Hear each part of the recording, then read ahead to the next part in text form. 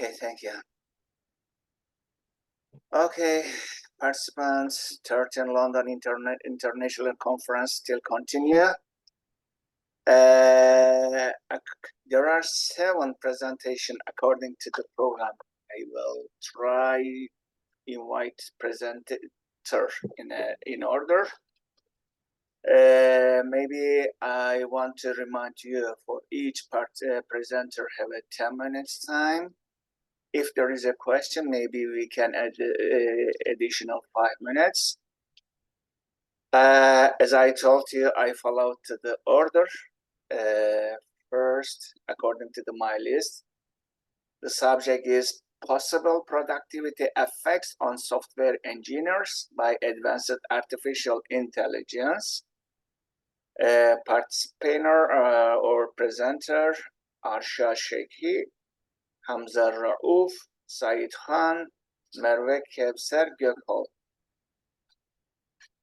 Guys, are you in here or any of you? Are you hearing me?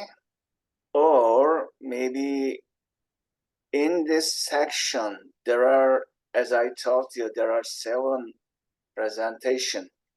Is there any one in here or? Second one, I think Tejas Nair is here. Okay. Second subject is the functionality of physics informed neural networks and potential future impacts on artificial intelligence. Yeah, which one? Tejas Nader? Tejas Nair, Gabriel Cortez. Yeah, and then Merve Kevser again. Which one is in here? Tejas Nair. Yeah, Tejas Nair is in here. Yes. Is here, yeah. Yes. Okay. Mic is your, Tejas, please. You can share your presentation and then you can start. Testing. Can you all hear me? Yes. Okay.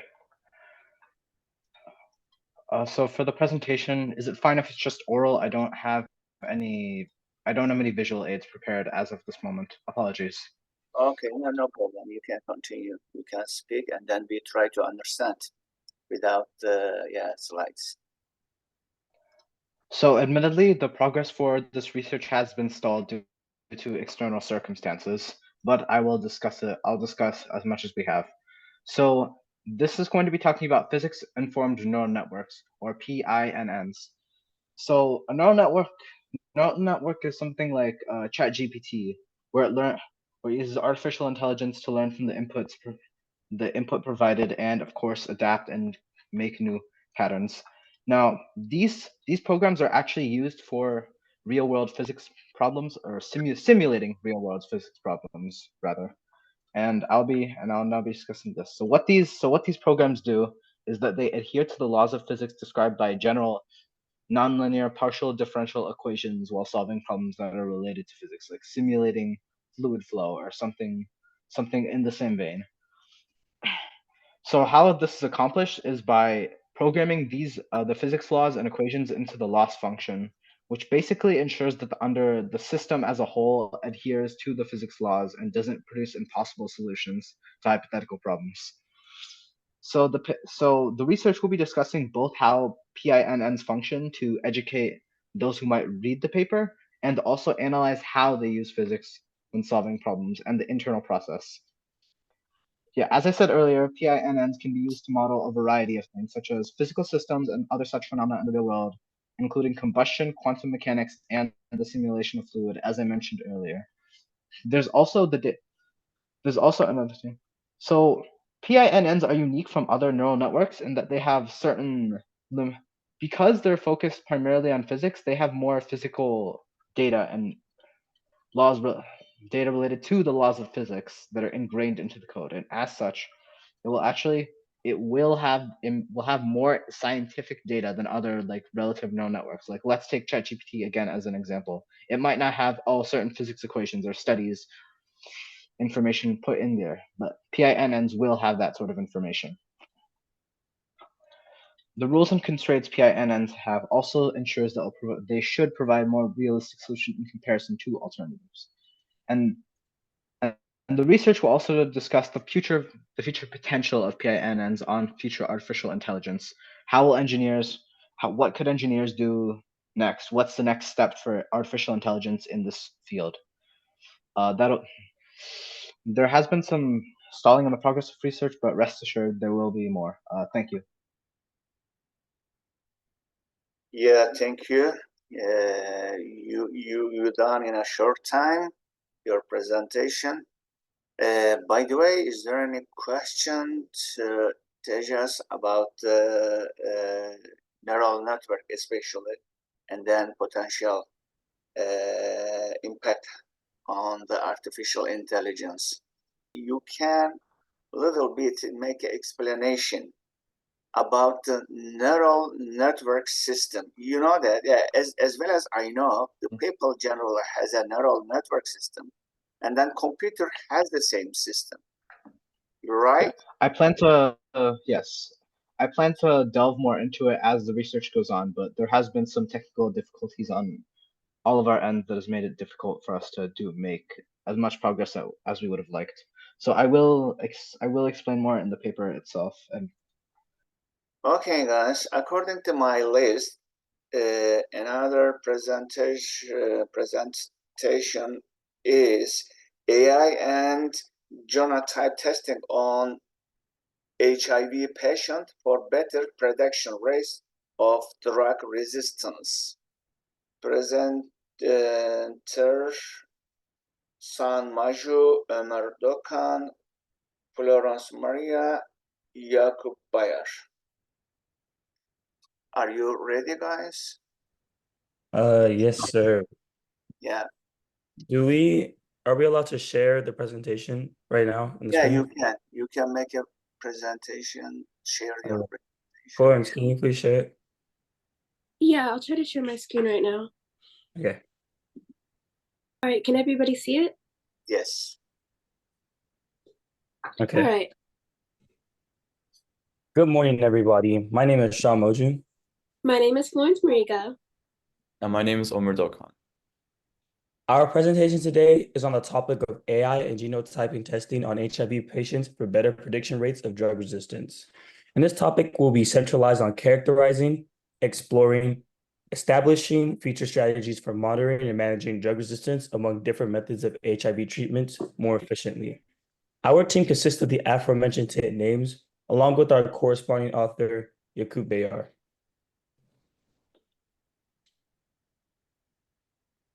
For our presentation, our main focus of discussion will be comprehending the following research question. How can viral resistance to antiretroviral drugs be monitored and managed more effectively in HIV treatment programs? However, in order to answer this question, we must first divulge into the following points of discussion. What is human immunodeficiency virus? How does antiretroviral therapy impact and affect HIV? What are the causes and how does our drug resistance appear generally? Certain examples and studies of drug resistance, and lastly, proposed solutions towards characterizing and using methods of genotyping and artificial intelligence to predict drug resistance rates among HIV treatments.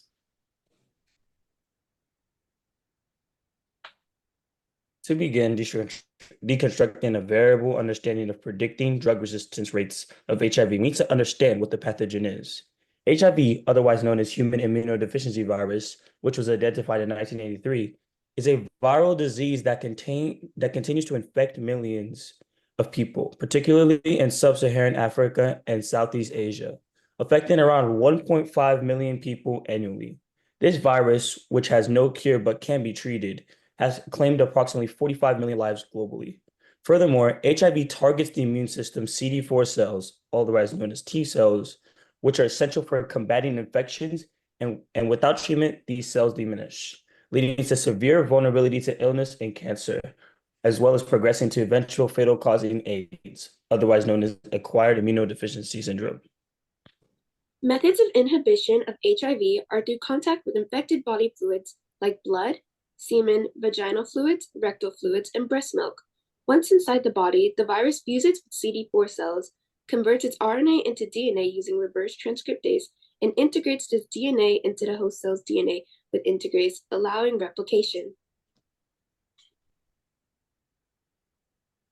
Though HIV can sound detrimental, with it having no current cure as of 2024, modern-day medicine has allowed for the development of different treatments of HIV, in which the main focus of the presentation, antiretroviral medicine, also known as ARTs or ARTs. ARTs are the most common treatment for patients with around 30 different types that all do and target different components of the HIV virus. During these treatments, the patient receives a series and sometimes a combination of long-term drugs aimed to slow down parts of the HIV cycle and spread. Currently approved by the FDA are 5 main classes of antiviral drugs that can be commonly bought: fusion inhibitors, protease inhibitors, integrase inhibitors, NRTIs, and NRITIs. Fusion inhibitors block the fusion of the virus with the cell by binding to GP41 proteins. Protease inhibitors prevent viral proteins from maturing by binding to the catalytic site. Integrase inhibitors stop HIV DNA integration into CD4 cells, halting virus replication. NRTIs prevent HIV from converting RNA to DNA, crucial for virus replication. And NNRTIs alter HIV's binding site shape to inhibit reverse transcriptase. Despite there being various methods to partially treat HIV, sometimes the viral infection may mutate, developing different genetic sequences, which may cause a failure of ARTs, actions in inhibiting certain viral components. This is commonly known as drug resistance, or in our case, antiretroviral therapy resistance, which can have a detrimental effect on patients struggling with HIV. Mutations in the original HIV virus, such as HIV-2, are prominent examples of viral alterations affecting the drug resistance of ARTs. Recent undergraduate of the program on infection and Utrecht University and author of the peer-reviewed article, Clinical Outcomes of Integrase Strand Transfer Inhibitors Containing Antiviral Therapy in HIV-2, Wendy J. Bolshlix, highlights how HIV-2's altering sequence prevents certain ARTs from operating. As shown by the quote on screen, she states, current antiviral drugs are not only partially active against HIV-2, as HIV-2 is naturally resistant to all non-nucleoside reverse transcriptase inhibitors and fusion inhibitors, and reduced susceptibility was reported for the early generation protease inhibitors as well. Her statement not only highlights the naturing problem of growing susceptibility to drug resistance for ARTs, but the increasing reality of potential drug resistance towards other pathogens as well. Therefore, it is paramount that we study how drug resistance to antiretroviral drugs be monitored and managed more effectively in HIV treatment, in order to prevent and predict potential drug resistances that may develop as a result of the HIV virus mutations. This monetization can be done through methods such as genotyping. Genotyping testing is the most common method in monitoring and managing HIV drug resistance. It involves sequencing the genetic material of the HIV virus from a patient's blood sample to identify specific mutations that confer resistance to antiretroviral drugs. These mutations occur in important viral enzymes, such as reverse transcriptase, protease, and integrase, which are targets of the most antiviral therapies. By comparing detected mutations with known resistance-associated mutations, medical professionals can predict the virus susceptibility to various drugs. This process allows for the customization of treatment regimens specified to the individual patient's viral resistance profile. The use of genotype testing therefore helps in making a personalized and efficient diagnosis, helping ensure a future for a patient and optimize resistance against the HIV virus. In continuation to genotype testing to highlight drug resistances within ARTs for HIV, phenotype testing is also an efficient model at detecting such instances. Phenotypic testing builds on genotypic testing by measuring the ability of the HIV virus to grow in the presence of antiretroviral drugs. This test involves culturing the virus in a laboratory and exposing it to different concentrations of antiretroviral drugs to determine the concentration required to inhibit viral replication. The results provide a phenotypic resistance profile, which indicates the level of resistance the virus has developed against each drug tested. Phenotypic testing is particularly useful in cases where genotypic testing results are ambiguous or when dealing with complex resistance patterns. In clinical practice, phenotypic testing helps clinicians select the most effective ART drugs for patients. particularly those with extensive treatment histories and multiple resistance to mutation effects such as HIV-2. You might be wondering, if the case for antiretroviral drug resistance is so clear, then why do we bring this topic for discussion? Well, to answer why our team feels the need to assess ART drug resistance to be monitored and managed more effectively is due to the fact that both genetic and phenotypic testing methods for HIV have limitations. Genotypic testing only detects known mutations, potentially missing ones, and underestimating resistance. Interpreting results is complex, especially with multiple mutations, and it may not detect low-frequency resistance mutations early on. The technical requirements and expertise needed limit its availability in resource-limited settings. Meanwhile, phenotypic testing, while more comprehensive, is more time-consuming and costly, requiring specialized equipment and labor-intensive processes, which delays treatment decisions. Its availability is also limited, particularly in economically low resource settings, which is where a majority of cases of HIV pertain to. Furthermore, interpreting results can be challenging, especially with intermediate resistant levels. Additionally, some HIV variants are difficult to culture, leading to inconclusive results. Therefore, our team extensivized the conclusion that artificial intelligence may serve an implication in mitigating and predicting how viral resistance to HIV antiretroviral drugs can be monitored and managed more effectively. By leveraging machine learning algorithms, AI can analyze vast data sets to predict resistance patterns and optimize treatment regimens, offering a promising approach to managing drug resistance more efficiently. AI algorithms can analyze patterns and data on antiviral use and resistance in HIV strand mutations to predict which viruses are likely to develop resistance to certain antiretroviral drugs. This predictive capability allows healthcare providers to make informed decisions about which drugs to use and how to use them, potentially reducing the spread of the resistant strains.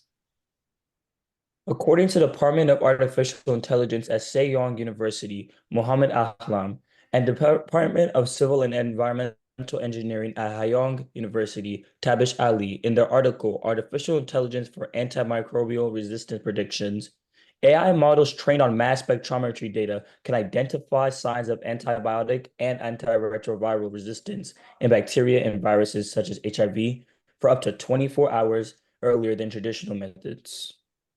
In continuation with the objective lens that AI could integrate into ART drug resistance monitoring, AI has the potential to revolutionize DNA genotyping by enhancing the accuracy and efficiency of detecting genetic variations associated with drug resistance. For example, antiretroviral drug resistance towards integrase strands transfer inhibitors, also known as INSTIs, in HIV treatment can benefit from AI-driven genotypic and phenotypic methods. Tabish Ali further reasons in their paper that AI can analyze genetic data to identify mutations that confer resistance to INSTIs, enabling more precise and timely adjustments to treatment regimens. By integrating AI with DNA genotyping and phenotyping methods, healthcare providers can detect resistance mutations earlier and more accurately. This integration allows for the rapid identification of resistant strains and the adjustment of treatment plans to prevent the spread of resistance. Though AI does present a potential overwhelming solution towards the downfalls of viral resistance to antiviral drugs being monitored and managed more efficiently in the HIV treatment programs, continued research is essential to refine AI algorithms and expand their applications in predicting resistance and optimizing treatments. Studies and clinical cases like the previously mentioned peer-reviewed articles should focus on improving the accuracy and reliability of AI-driven genotyping and resistance detection methods. This includes exploring new machine learning techniques and integrating diverse data sets to enhance predictive capabilities. Therefore, to conclude, by leveraging AI and routine resistance testings, we can improve the management of antiviral drug resistance in human immunodeficiency virus, as well as many other diseases and pathogens, leading to the better outcomes for patients. Continued research and proactive clinical practices are essential to achieving this goal. However, together we can enhance the effectiveness of treatments and reduce the burden of drug resistance on the healthcare system worldwide. Thank you for listening to our presentation. Yeah, thank you guys. Thank you very much for a very interesting presentation. We trust the young researchers, young scientists about the future implementations or inventation. Anybody got any question, guys?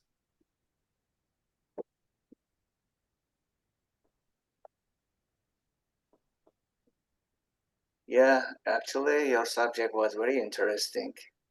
Thank you. Maybe it necessary to a little bit information about science, or I don't know, maybe medical. Yeah, for me it was very interesting. Thank you again. Thank you so much, sir. Thank you. Thank you. Thank you. Maybe we can move on next presentation. The subject is acculturation strategies and their impact on psychological health. Presenter is Yahya Güvercin, Semira Groudhari, Burak Durmaz, and Mustafa Yazıcı. Yes, sir. Hello. Good morning. Hi, Yahya. How are you? Good, sir. How are you? Thank you very much. Thank you very much. Yeah, you can share your presentation if you have. Mm-hmm. Yes. Could you guys see it? Yes. Okay. Yeah, maybe you can make a maximize. Yes, okay. Okay. Okay. So, good morning, everybody. My name is Yahya Güvercin. My name is Samira Chowdhury. And I'm Burak Durmaz. And today we're going to be talking about our research on acculturation strategies and their impact on psychological health. So before we begin, we just want to highlight the key topics that we're going to be going over today. And first, we're going to talk about why we chose this research question, our purpose and goals with this research. And then we're going to briefly touch on our abstract. And then we're going to explain the main structure which we followed, which is Berry's model. And then we're going to go in depth about each acculturation strategy: integration, assimilation, separation, and marginalization, and then we will conclude. So first off, why did we choose this research question? So there's been a dramatic rise in migration during this decade, and it's sparked many questions regarding migrants' choices and how those choices of them culturing, like how they join whatever culture they're going into and how that's altered their lives. For our main objective, ultimately, this study explores how different acculturation strategies, assimilation, separation, integration, and marginalization affect the mental well-being of migrants. With this research, we aim to provide valuable insights for policymakers, migrants, and citizens to foster inclusive and diverse societies. So to go into our research, we base our research on the following model, which was proposed in 2006 by Berry. So in his research, he proposed two questions. Does the migrant value and maintain their host culture? And does the migrant value and maintain their native culture? And based on these two simple questions, he generated 4 different strategies. And we will be going into them soon. So while writing our abstract, we kept one main question in mind, and that was, which acculturation strategy should migrants adhere to ensure the best psychological well-being? Okay, so to begin with, the first and by far the best acculturation strategy that researchers that we found agreed on was integration. Integration is also collectively known as biculturalism because the migrant adheres to both the host culture and the native culture. Researchers found that for migrants who use integration, they had a positive correlation with contentment, life satisfaction, happiness, open-mindedness, and emotional intelligence. So a research by Nguyen and Martinez emphasized how involvement with two cultures versus being separated, assimilated, and or marginalized leads to social and cognitive flexibility and wider behavioral attributes and competencies that buffer the bicultural individual against the psychological maladjustment, such as anxiety and loneliness or social culture maladjustment. So essentially, individuals who use this strategy were seen to shield against negative emotions and feelings. And on top of that, they also agreed with Bandura's theory of self-efficacy, which essentially states that the abilities that they believe that their abilities can dictate their choices and their drives in their life. So this means that someone with a higher sense of self-efficacy is seen to have a more optimistic outlook on their life, with fewer instances of anxious or stress-related dilemmas. However, despite this being the best strategy for migrants, there are still some problems that arise, but these problems are usually rare. So some of the problems that usually arise are internal conflicts of duality. So when a migrant adopts both cultures, the dominant and the host, they find it difficult to really fit into either one. So for this reason, they may face backlash from either party. For example, there was a study where that was done on African American individuals going to college, and they found that the families were telling them that they were acting too white, or you know, so for this reason, these African American individuals felt a lot of stress, and they felt conflicted because they felt like they were connected to both cultures, and this may result in some sort of stress for these individuals. The next acculturation strategy is assimilation, and assimilation is where often the individual relinquishes their own cultural heritage for the dominant or host culture that they're going into. And what this can cause is an identity conflict, because the culture that they've been living as their entire life is now suddenly they're experiencing a new culture as well. They feel torn between both worlds and start questioning who they are as a person and which culture they identify with more. And what else it can do is it can weaken social support, because the culture community that they've had all their life through their connection in their culture, they can start to lose those social networks and start to feel isolated and lonely. And it can also cause acculturation stress, which will give them anxiety or depression, usually like from the research we've done. And this happens from the pressure that the peers they have puts on them to conform to the dominant culture. By the way, I just kindly remind you, we have just 2 minutes. Okay. For the separation strategy, we have 3 key points. When it comes to communication support, the separation acculturation strategy allows individuals to maintain their original cultural identity and receive support from their cultural communities. This can lead to a strong sense of identity and belonging, helping with the psychological stresses and providing financial assistance opportunities. Keeping that in mind, there are quite some limitations. Economic limitations, where avoiding interaction with the dominant culture can limit individuals' access to broader economic opportunities and resources, resulting in lower income levels, reduced job prospects, and limited upward mobility. This strategy can also contribute to social isolation and discrimination. And last but not least, we come to the third point, which is the psychological impact in the separation strategy, which can lead to significant psychological distress due to the perceived discrimination, acculturation stress, and feelings of exclusion from the dominant society. This can negatively impact overall mental health and life satisfaction. So the final acculturation strategy is marginalization, and researchers concur on it being the most detrimental out of the 4. This is due to the fact that it has a high positive correlation with loneliness, a negative correlation to optimism, a correlation with depression, and it also leads 3 times likelihood for anxiety symptoms and brings loss of confidence to the individuals.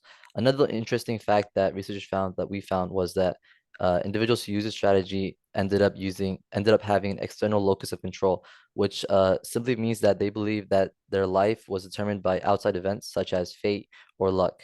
And another thing that we found that was interesting was that these individuals ended up being more dogmatic, so they became more opinionated in their beliefs.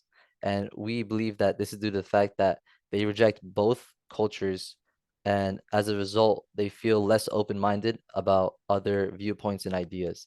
So the main problem with this strategy is that individuals are ultimately unable to connect with themselves and their surroundings, and they lose a lot of mental health because of this.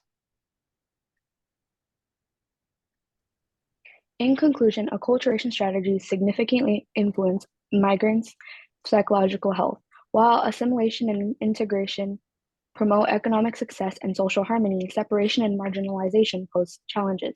Understanding these dynamics helps create policies that support cultural diversity and economic integration, enhancing immigrants' overall well-being. Thank you for your listening, and feel free to ask any questions. Yeah, thank you, guys. Thank you very much for interesting presentation. Actually, a little bit old person like me, our hope increase when we look at young scientists like you. So yeah, we are hopeful. By the way, is there any question, guys? Is anyone got any question? Maybe I can ask one question. My question is that, especially if you're an immigrant and then come to any developed country, you will meet a dominant or overwhelming culture. So how it is possible to integration without the assimilation? Please answer can be a little short because we don't have enough time. Is it possible to integration without the assimilation? Because the developed countries' culture generally is dominant and overwhelming. Yes, sir. I think that is very possible. I think I have a lot of friends, especially in America. So they're not like they also like first generation kind of like their parents immigrated and they're basically the children of immigrants. So they're, for example, an Indian American, they still interact with like at school, they still interact with the language, the cultures, all the events, they still take part in it. But at the same time, they still go like, let's say on Saturdays or Sunday, they still go to like Indian events and traditional events as well. So I believe that it is possible. It's just that there needs to be a balance. So yeah. Okay, thank you very much. As a result, we can live together without the assimilation. We can. Yeah, thank you very much, guys. Thank you, sir. Thank you, sir. Thank you. Yeah, Thank you. yeah. And now we can move on next presentation again. Our presentation about STEM education in the future. Presenter Ahmet Yakup Serihan, Hatice Kübraçı, Şerife Serihan. I think Miss Sherifa is in here. Hello, sir. Hi. Can we share screen? Yeah, you can share your presentation. Are you able to see my screen? Yes. Good morning. My name is Ahmet Yakup Sarıhan, and we made this presentation on how we can effectively transform STEM education to ensure future readiness for all students. Hello, So- I'm Hatice Kübraçı. My name is Şerife Sarıhan. We study at Harmony School of Innovation in Brownsville, Texas. Introduction and vision. STEM education plays a critical role in preparing students for a rapidly changing world driven by new technologies and scientific discoveries. It equips students with essential critical thinking and problem-solving skills. It enables them to tackle complex challenges effectively. Moreover, a strong STEM education system is important for driving economic growth and maintaining global competitiveness. To achieve these goals, a cohesive national vision for STEM education is necessary, ensuring unified educational goals across all levels and regions and promoting access for all students, regardless of geographic location or social economic status. This vision encourages collaboration among educators, policymakers, industrial leaders, and communities to provide comprehensive support for STEM initiatives. The primary goal of STEM education includes improving STEM literacy by ensuring all students have a strong grasp of fundamental concepts and integrating these subjects across various disciplines to make learning more relevant and engaging. Fostering innovation is another key goal, which involves promoting creativity through hands-on projects, research opportunities, and competitions, as well as providing teachers with professional development and resources to inspire innovative teaching methods. Additionally, promoting lifelong learning is essential, cultivating a culture of curiosity and continuous learning in STEM fields and offering accessible learning opportunities.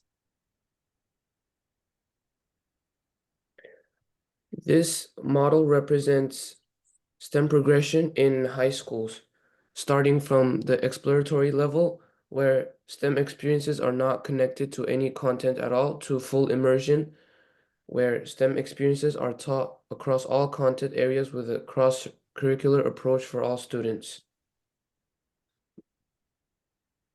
Some challenges in STEM education are that many students, particularly those from low-income families and rural areas, face significant barriers to accessing modern technology, such as computers, high-speed internet, and up-to-date software, which hinders their full participation in STEM education. Additionally, numerous schools, especially underfunded areas, struggle with outdated textbooks, insufficient lab equipment, and not enough technological tools. Teachers also often lack sufficient training in STEM subjects and innovative teaching methods, showing the need for professional development opportunities to help educators stay current with the latest STEM advancements and teaching strategies.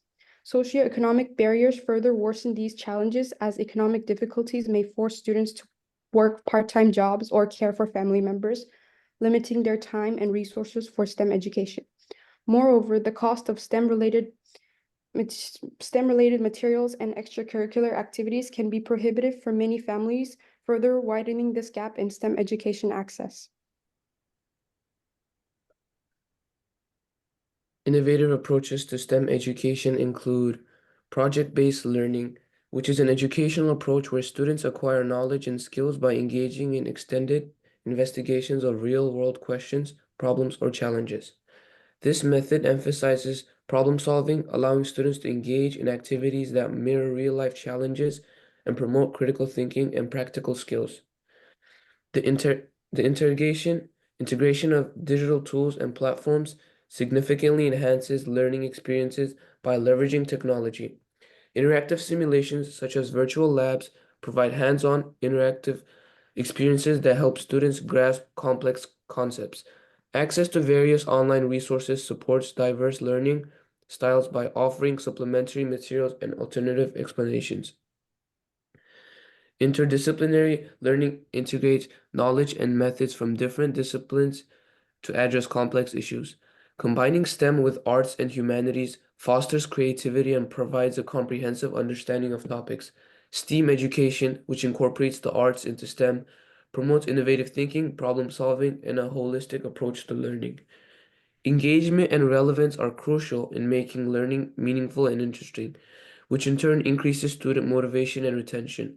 Strategies to make STEM engaging include using interactive and hands-on approaches to make subjects more interesting and relevant to students' lives.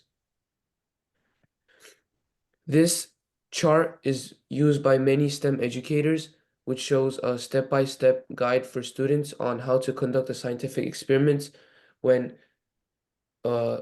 dealing with a project-based learning assignment, starting from formulating a hypothesis, designing the experiment, conducting the experiment, analyzing the data, drawing conclusions, and communicating results.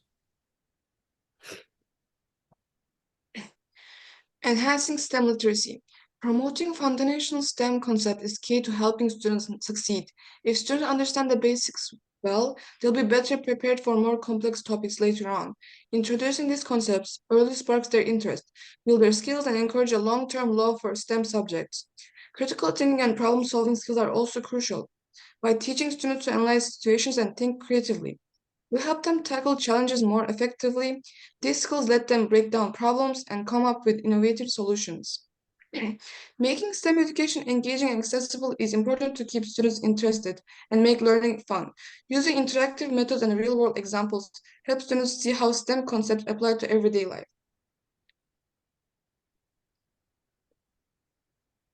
Ongoing training in innovative teaching methods is important because it keeps educators up to date with the latest teaching strategies and technologies.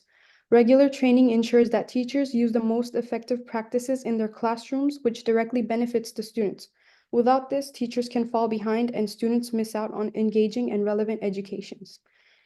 Teachers need these resources to implement new teaching strategies effectively. If schools don't provide these tools, teachers can't create dynamic and engaging learning environments. Additionally, mentorship and collaboration among educators are key. When teachers share their practices and learn from each other, the whole education system improves. Integrating new technologies and methods into classroom is another critical aspect.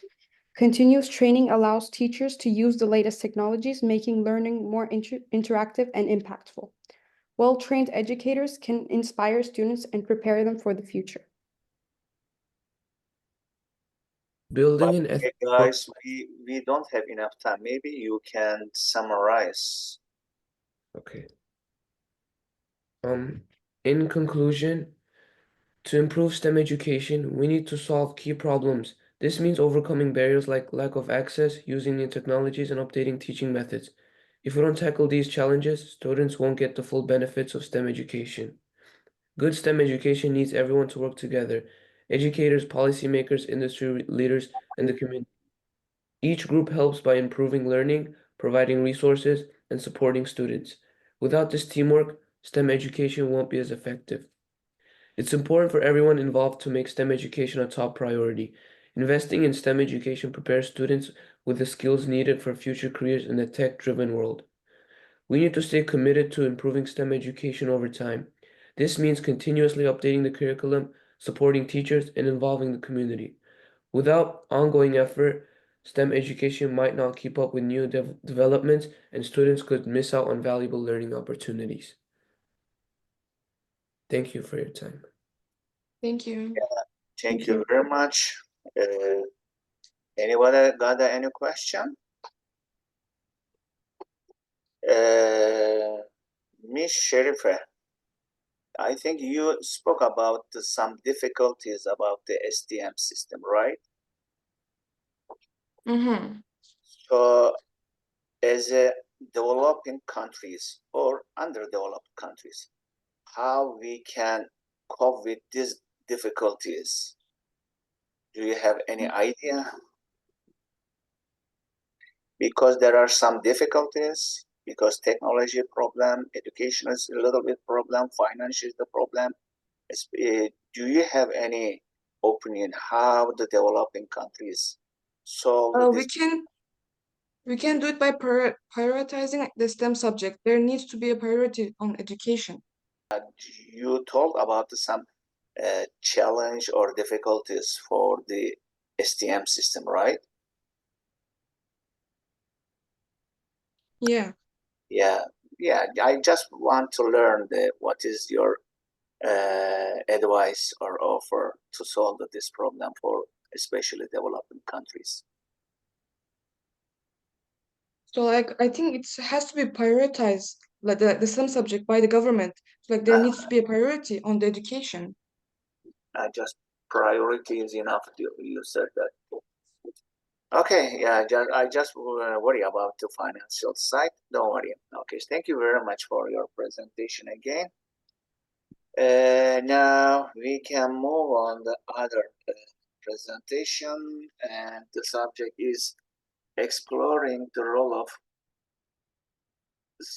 I don't know, CRISPR K9 in genetic engineering, advancement, application, and ethical issue.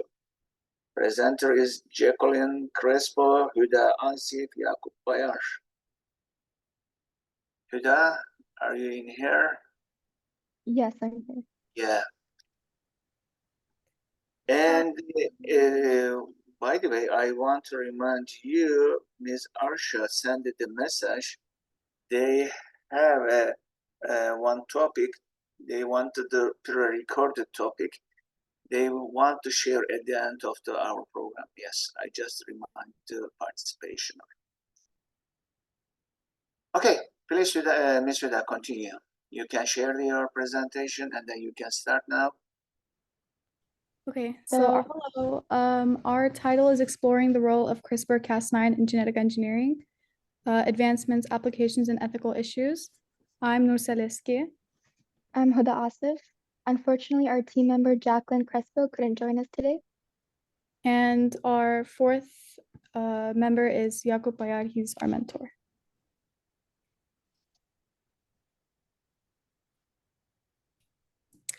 Okay, so CRISPR-Cas9 is a revolutionary gene editing technology that enables precise alterations of DNA sequences. And using a guide RNA to target specific genes and the Cas9 protein to cut DNA, it holds immense potential in medicine, agriculture, and biotechnology. However, its rapid advancement also raises significant ethical and safety concerns. So in this presentation, we will go over the history and mechanism of CRISPR-Cas9, as well as the wide range of applications and the technological advancements, as well as the ethical concerns. So history and mechanism. CRISPR-Cas9 was first discovered by Japanese scientist Yoshizumi Ishino in E. coli bacteria. And in 1990, Francis Mojica, a Spanish student, discovered the core mechanisms and methods of CRISPR, and he was the one who named CRISPR its name. And then later in 2006, Philip Horvath discovered that CRISPR-Cas9 was actually an adaptive immune system, and he discovered this in a yogurt factory when analyzing the reason why many bacteria developed resistant to viruses. And he also discovered the Cas9 enzyme in front of the palindromic repeats. In 2006, John van der Oos created the CRISPR-based immunity by making artificial flu shots for bacteria. And in 2008, Emmanuel Charpentier discovered tracer RNA while studying Streptococcus. And tracer RNA is a very significant portion of the CRISPR-Cas9 complex. Later in 2012, Emmanuel Charpentier and Jennifer Doudna discovered CRISPR could be programmed with synthetic RNA to cleave DNA out of the cell in vitro. And then in 2013, Feng Zhao and George Church accomplished gene editing in mammalian cells efficiently and safely. And this was a very significant milestone since this meant that we could start working on CRISPR-Cas9 vaccines to treat human diseases. And in 2015, scientists began developing vaccines for many diseases. So CRISPR-Cas9 goes through three main steps to perform genetic editing. And the first step is the recognition. First, the DNA sequence has to be identified, and it must be located in short DNA sequences called protospacer adjacent motifs, otherwise known as PAM. And this is important since the PAM prevents the Cas9 enzyme from cutting the bacterial DNA.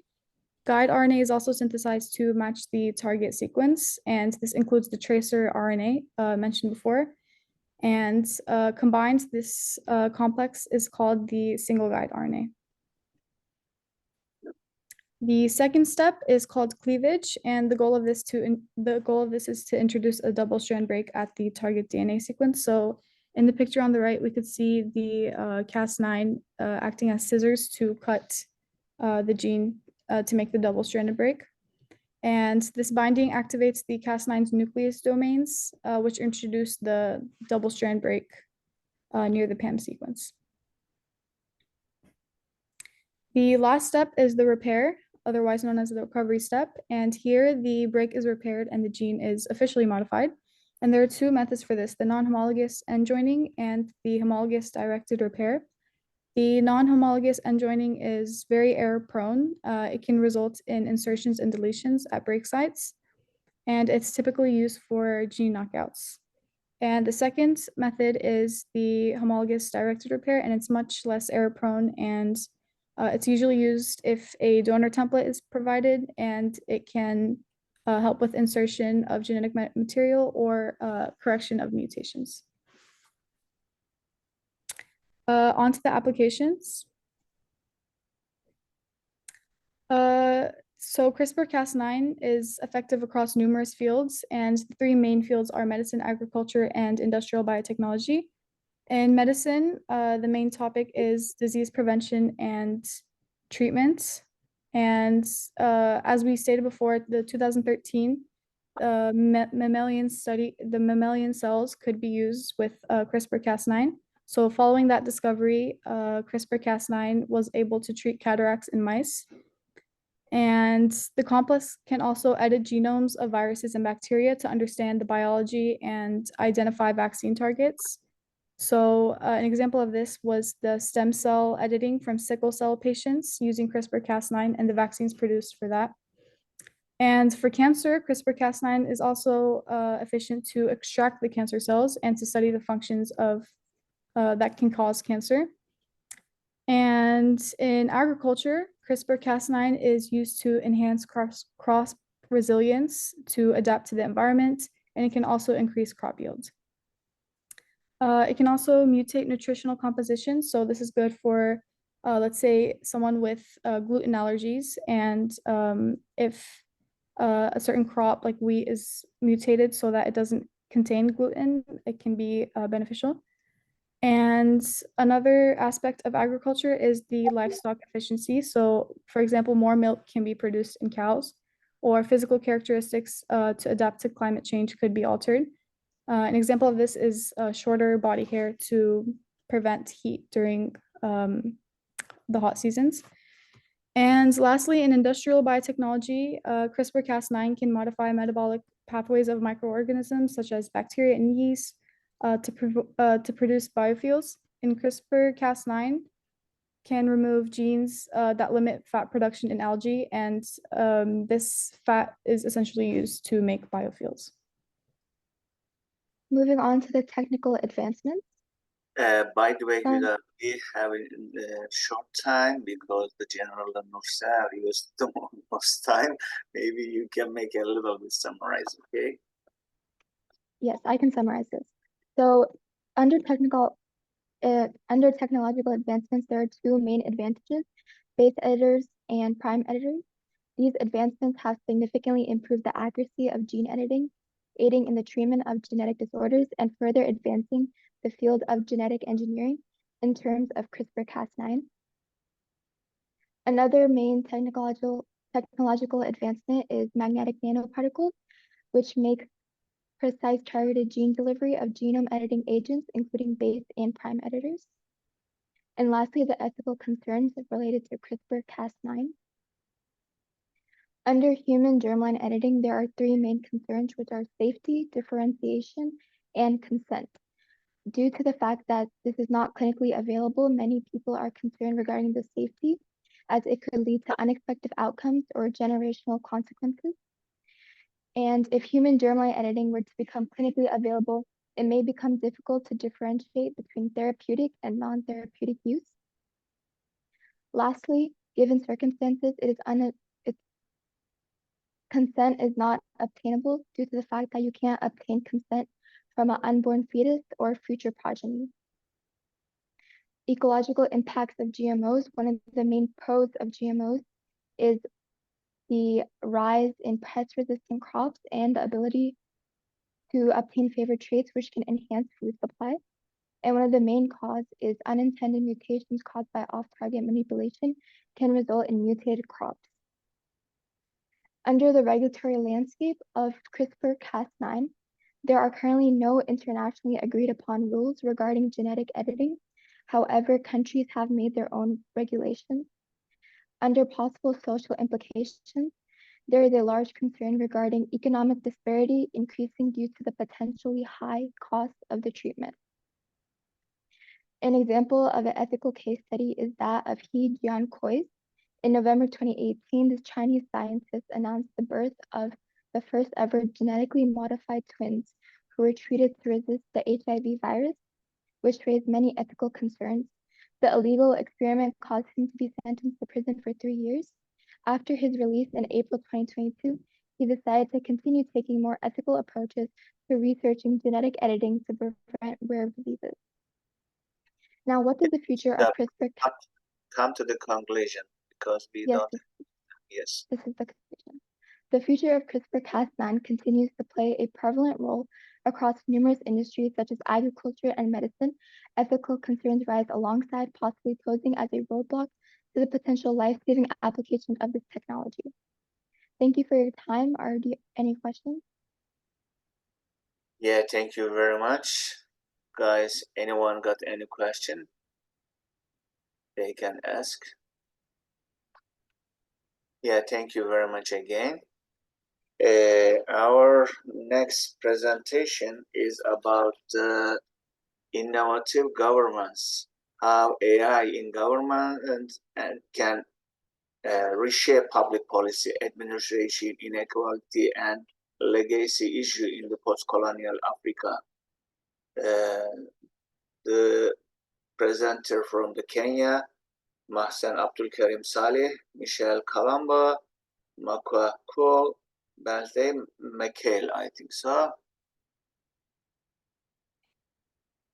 Any one of them? Yeah, Joseph. Good evening. Good evening. Yes, you Yes, can so share your presentation. okay, just a moment.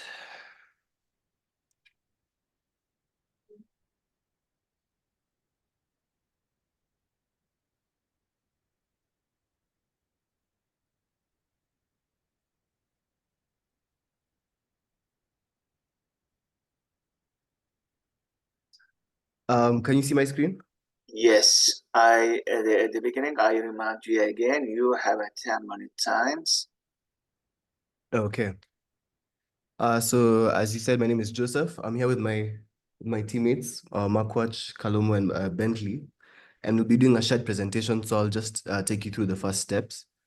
So our research topic is on innovative governance, exactly how AI can reshape public policy, administration, and address legacy issues in post-colonial Africa. So getting into it with definitions,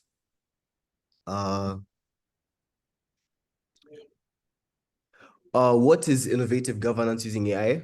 Innovative governance using AI to us means anything that entails harnessing data-driven decision-making to enhance public services, deploying machine learning for predictive analytics to improve policy outcomes, and leveraging AI for transparency and accountability in government operations effectively to bridge the gap between citizens and policymakers.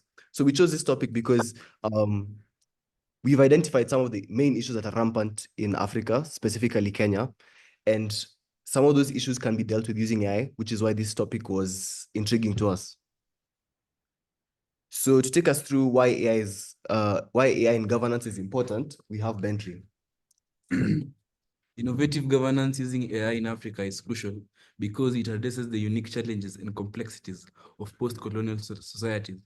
It also enhances public service delivery through smart, automated, data-driven decisions and strengthens democratic processes by promoting transparency and accountability. Additionally, this approach is key to promoting transparency and efficiency in service delivery by the government. Now welcome my next teammate, Michael Kalumbo. Now, we're diving into the objective of our research are to uncover how AI technologies can be leveraged continent-wide to address legacy issues from colonialism in order to bridge literacy gaps, improve public service delivery, promote transparency and electoral processes in government. To bridge literacy gaps, for example, you can use AI in powered language assistance. AI can assist in real-time translation of radio programs into different languages or dialects, making educational content accessible to diverse linguistic communities. To improve service delivery, for example, you can use AI to help with knowing, to improve service delivery, we can use AI to analyze data to target resource allocation. Oh, I'm sorry, I fumbled.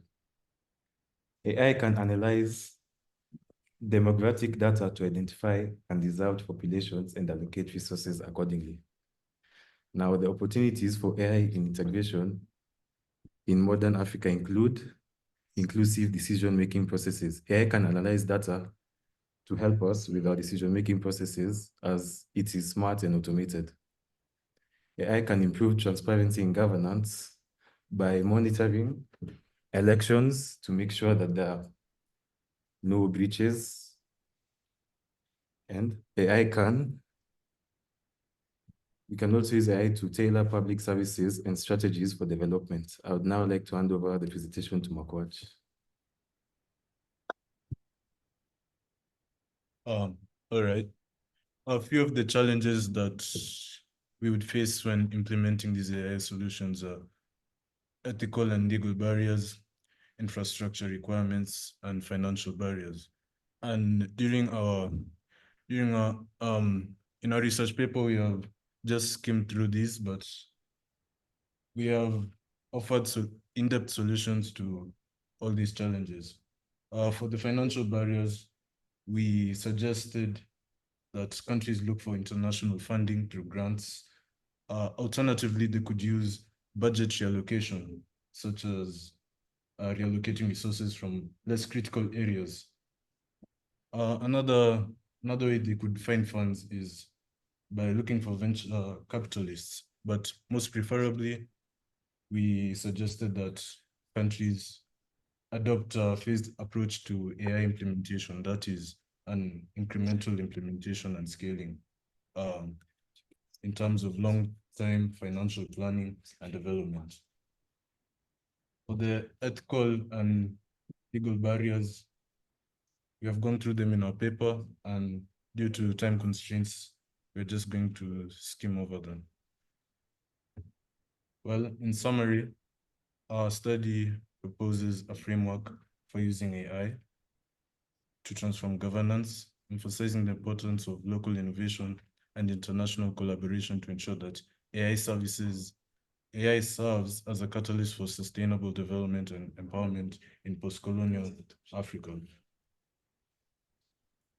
Yes, and that is our research project in a nutshell. Yeah, Joseph, thank you very much.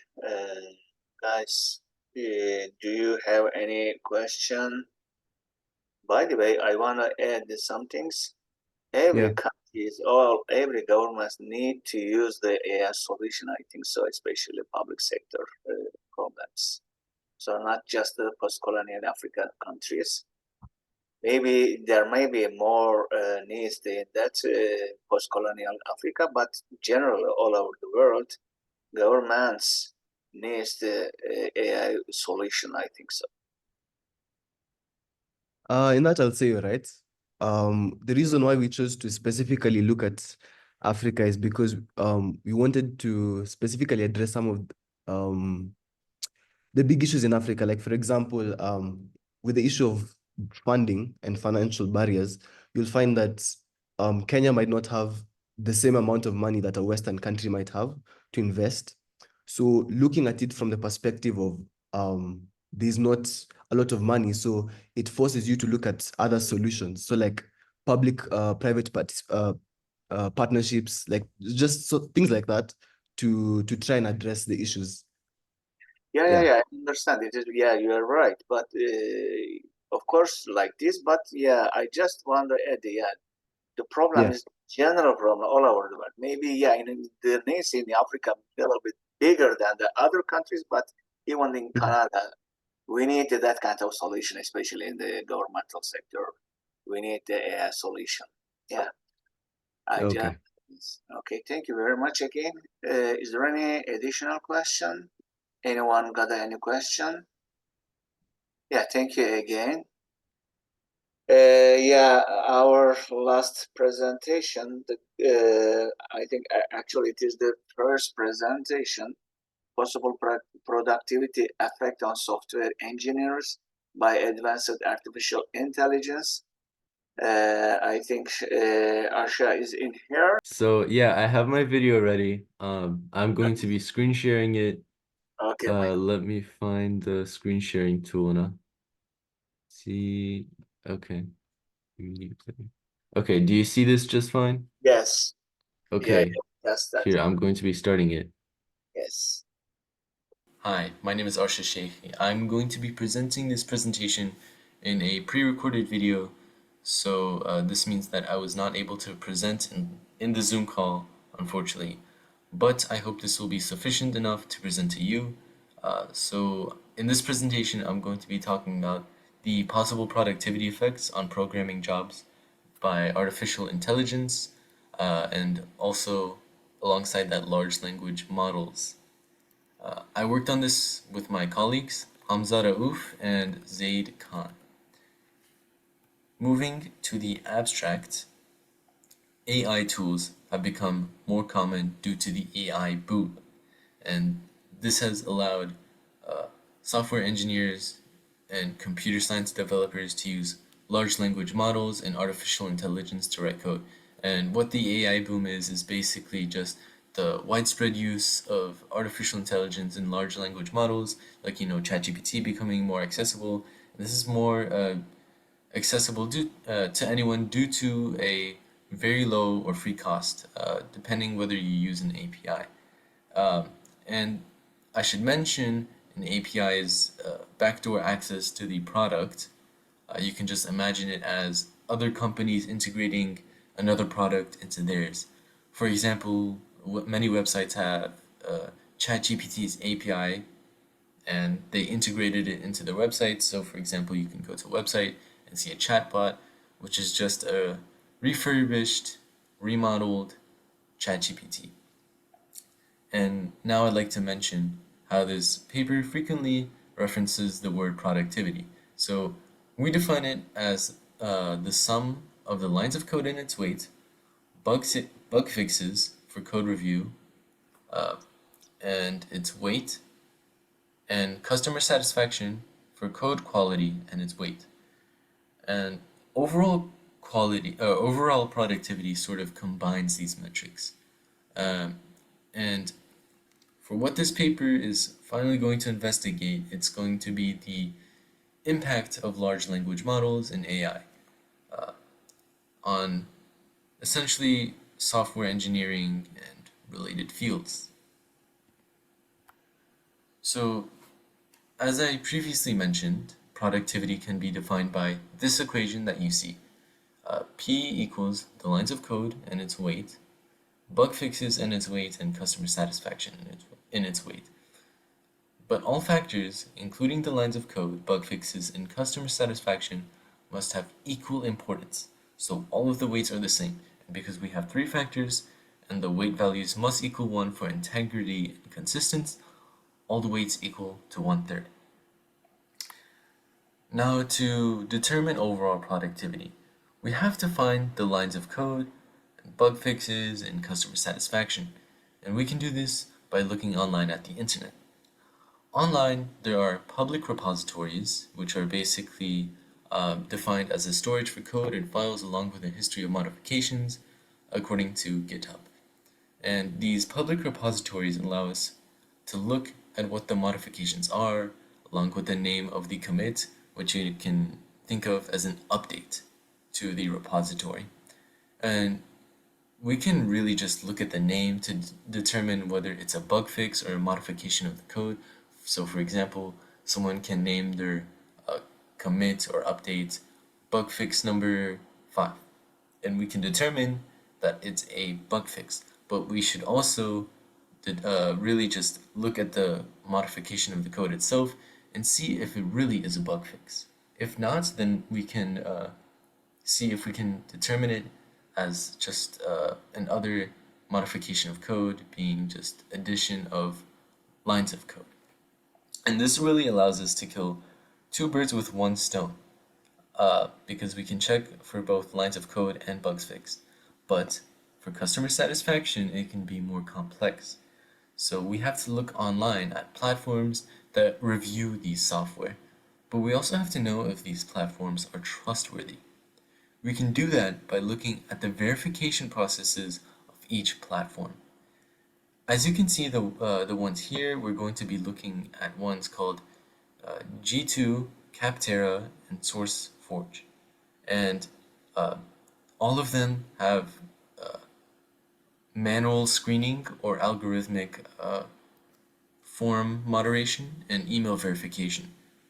And G2 and Capterra have LinkedIn identity verifications, making it harder to create an account without having a professional presence. So to find these results, we have to compare pre-AI boom, the pre-AI boom era to now.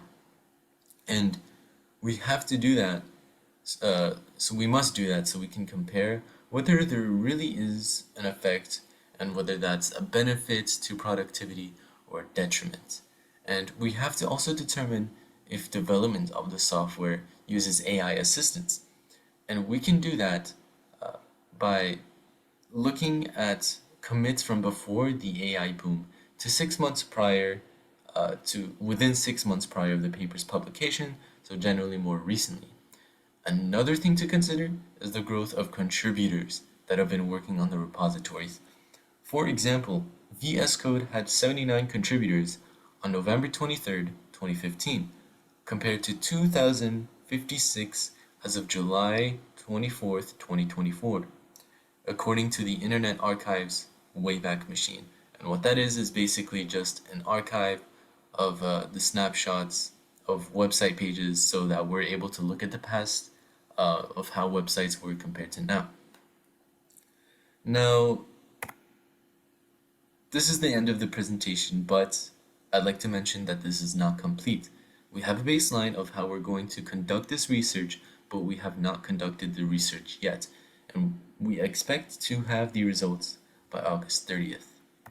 Thank you. Yeah, thank you very much. Yeah. Is there any question, guys? Arsha, maybe I Yes. want to ask a question. Determining or measure of the productivity is not easy, especially for economic side. But in the technological side, how do you determine or measure the productivity? So how we can say that the AI is the more productive?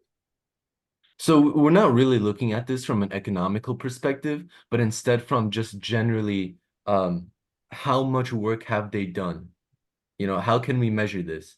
We're measuring this by looking at how much raw code they've produced, how much they've fixed it, and how customers are satisfied with it. We're looking at just generally production. We're not looking at how much money they make.